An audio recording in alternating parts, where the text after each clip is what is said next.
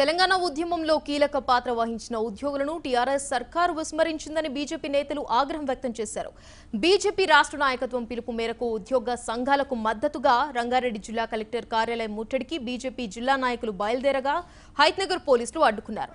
దీంతో కొంతసేపు ఉద్రిక్తత చోటు చేసుకుంది. అనంతరం బీజేపీ జిల్లా అర్బన్ అధ్యక్షుడు సామ రంగారెడ్డి, హైత్నగర్ కార్పొరేటర్ కల్లెం నవజీవన్ రెడ్డితో సహా 100 మంది బీజేపీ కార్యకర్తలను హైత్నగర్ పోలీసులు అరెస్ట్ చేశారు. ఉద్యోగస్తుల డిమాండ్లను రాష్ట్ర ప్రభుత్వం నెరవేర్చే వరకు తాము ఉద్యమం సాగిస్తూనే ఉంటామని బీజేపీ నేతలు స్పష్టం చేశారు.